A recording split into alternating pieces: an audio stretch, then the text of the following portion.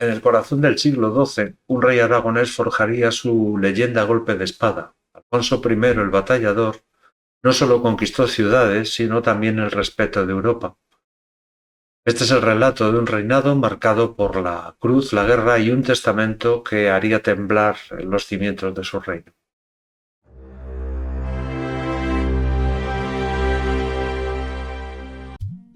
Educado en un entorno guerrero y profundamente religioso por su madre, Felicia de Roucy, Alfonso I creció con una firme vocación espiritual y un fuerte compromiso con la Iglesia.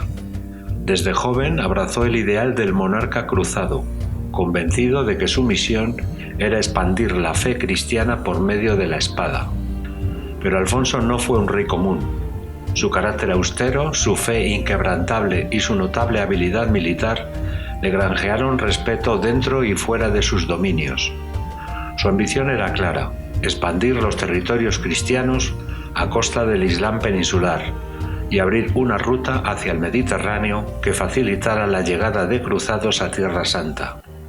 Fue Pedro Ansúrez, poderoso conde castellano y consejero de Alfonso VI, quien recomendó a Alfonso como esposo para Urraca de León, hija del rey castellano, al considerar que su experiencia militar sería clave para frenar el avance almorávide. Como ya relatamos en otro vídeo, aquel matrimonio fue tormentoso y terminó en fracaso. En 1114, mientras Europa estaba volcada en las cruzadas y en la política papal, Alfonso I centró su atención en el Valle del Ebro. Su objetivo era ambicioso: conquistar Zaragoza, uno de los grandes bastiones musulmanes. Esta victoria no solo consolidaría su fama como defensor de la fe, sino que le daría proyección internacional. La campaña fue cuidadosamente planeada y contó con el respaldo de potencias más allá de los Pirineos y del apoyo de la Iglesia. En 1116, Alfonso inició un avance metódico, tomando castillos y fortalezas que rodeaban la ciudad. Fue una guerra de desgaste con escaramuzas y asedios prolongados. El asedio de Zaragoza comenzó formalmente en julio de 1117 y el asalto definitivo se ordenó en mayo de 1118. 6 meses después, los sitiados pidieron condiciones de rendición. Alfonso accedió con sorprendente generosidad. Los musulmanes conservarían sus propiedades, su religión y su organización interna, aunque debían pagar los mismos impuestos que antes. Durante un año podrían seguir viviendo dentro de las murallas, pero después debían trasladarse a un barrio específico, el antiguo barrio de curtidores, fuera del recinto urbano. El 18 de diciembre de 1118, Alfonso I hizo su entrada triunfal en Zaragoza, declarando la ciudad incorporada al Reino de Aragón. Aquella victoria marcó el inicio del declive almorávide en la península. La conquista de Zaragoza atrajo el interés internacional. Alfonso repartió señoríos como recompensa a los caballeros extranjeros, como Gastón de Bers y Routreau de Perche, e introdujo en sus dominios las órdenes militares del Temple, San Juan de Jerusalén y del Santo Sepulcro. Para consolidar la conquista, Alfonso debía resolver 3 desafíos: atraer suficientes repobladores cristianos, controlar la ribera del Ebro y someter las huertas del Jalón, esenciales para el abastecimiento de Zaragoza. Los musulmanes que optaron por quedarse lo hicieron bajo condiciones relativamente favorables. Se les permitió conservar propiedades, cultivar tierras y practicar su religión libremente, siempre bajo el pago de impuestos. Incluso los campesinos musulmanes quedaron, en muchos casos, bajo la protección directa del rey, en mejor situación que muchos campesinos cristianos sometidos al señorío feudal. No obstante, la convivencia no estuvo exenta de tensiones. La competencia económica perjudicó a artesanos y mercaderes musulmanes, y la administración islámica fue reemplazada por autoridades cristianas, lo que provocó una emigración significativa de funcionarios y comerciantes hacia otros territorios musulmanes. El problema no fue tanto la población musulmana como la escasez de repobladores cristianos dispuestos a establecerse en las nuevas tierras.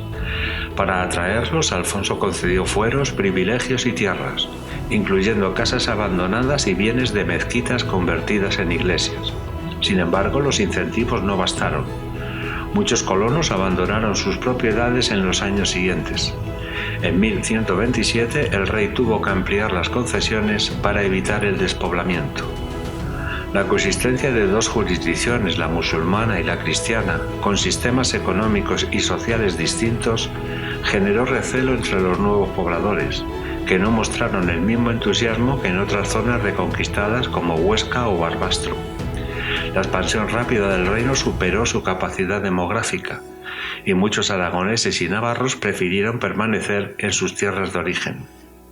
Tras Zaragoza, Alfonso no se detuvo. Conquistó Tudela y Tarazona en 1119, Calatayud en 1120 y Daroca en 1121, asegurando el dominio sobre el valle medio del Jalón y reforzando su imagen como monarca cruzado. Los éxitos militares atrajeron el interés del papado y de los señores europeos, pero también generaron fricciones con Castilla y Cataluña. En León, Alfonso se alió ocasionalmente con Urraca y el arzobispo de Toledo para frenar la influencia de Diego Gelmírez y contener a la condesa Teresa de Portugal. No obstante, la reconciliación entre Urraca y su hijo Alfonso Raimúndez acabó con las aspiraciones de Alfonso sobre Toledo y Segovia. En Cataluña, el conflicto se centró en Lérida, cuya alianza con el conde de Barcelona Ramón Berenguer III amenazaba los intereses aragoneses en el Ebro y el acceso al mar. En 1122, Alfonso respondió fundando la Cofradía de Belchite, una hermandad militar con espíritu cruzado, pero tuvo que levantar el sitio ante la fuerte resistencia catalana. La lucha se saldó sin cambios duraderos, aunque en 1126 ambas partes pactaron la no agresión y delimitaron sus respectivas zonas de influencia. En 1134 Alfonso emprendió su última campaña, el asedio de Fraga, plaza musulmana clave en el río Cinca. La respuesta almorávide fue fulminante. Un gran ejército acudió en defensa de la ciudad y derrotó a las tropas aragonesas. Alfonso resultó herido en combate y fue trasladado a Zaragoza, donde falleció el 7 de septiembre de 1134. 3 años antes, en 1131, Alfonso había redactado un testamento que causaría un terremoto político. Legaba todos sus reinos y señoríos por partes iguales a las órdenes del Santo Sepulcro, del Temple y del Hospital. Para él eran las únicas instituciones dignas de continuar la lucha contra el Islam.